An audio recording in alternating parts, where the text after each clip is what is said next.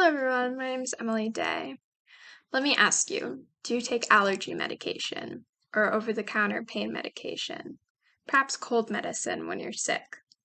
There's one thing that all medications you've taken have in common. In their developmental phases, a placebo is used to determine their effectiveness.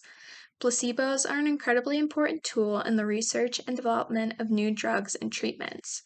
Whether you realize it or not, the use of a placebo has led to the creation of a treatment or medication that has helped you in a time of discomfort. However, with the use of a placebo comes an interesting psychological phenomenon. In this speech, I will be discussing the placebo effect via an excerpt from the textbook Discovering Psychology, which I read in my Psychology 101 class last semester. Let's take a closer look at this phenomenon in The Mysterious Placebo Effect. The placebo effect is perhaps one of the most dramatic examples of how mental activity, in this case beliefs, influences psychological responses.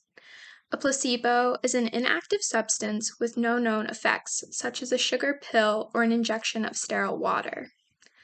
Placebos are often used in biomedical research to help gauge the effectiveness of an actual medication or treatment. But after being given a placebo, many research participants, including those suffering from pain or disease, experience benefits from the placebo treatment. How can this be explained? In the Neuroscience and Behavior chapter, we noted that one possible way that the placebos might reduce pain is by activating the brain's own natural painkillers, the endorphins. The endorphins are structurally similar to opioid painkillers like morphine. One reason for believing this is that a drug called naloxone, which blocks the brain's endorphin response, also blocks the pain-killing effects of placebos. Might placebos reduce pain by activating the brain's natural opioid network? A brain imaging study by Swedish neuroscientist Predrag Petrovic and his colleagues tackled this question. In the study, painfully hot metal was placed on the back of each volunteer's hand. Each volunteer was then given an injection of either an actual opioid painkiller or a saline solution placebo. About 30 seconds later, positron emission tomography, PET, was used to scan the participants' brain activity. Both the volunteers who received the pain-killing drug and the volunteers who received the placebo treatment reported that the injection provided pain relief.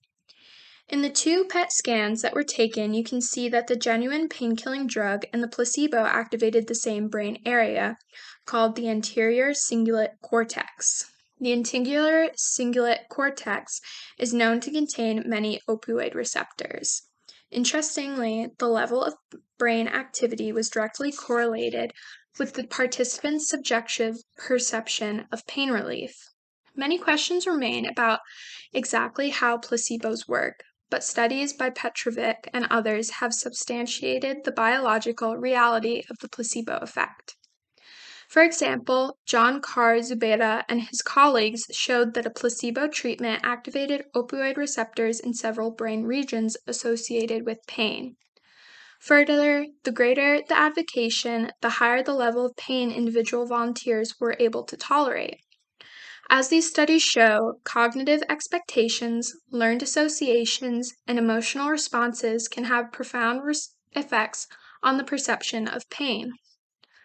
Research has also demonstrated that placebos produce measurable effects on other types of brain processes, including those of people experiencing Parkinson's disease or major depressive disorder. The placebo effect truly is a mysterious psychological phenomenon, although it is one we use to our benefit. Pain perception is at the center of many studies, and as we saw in this article, the placebo effect plays a large role in curbing the perception of pain.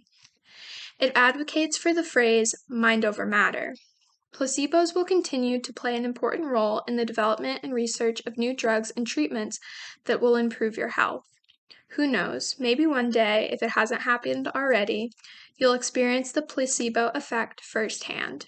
If you do, I hope you'll think of the mysteries of the brain. Thank you for listening.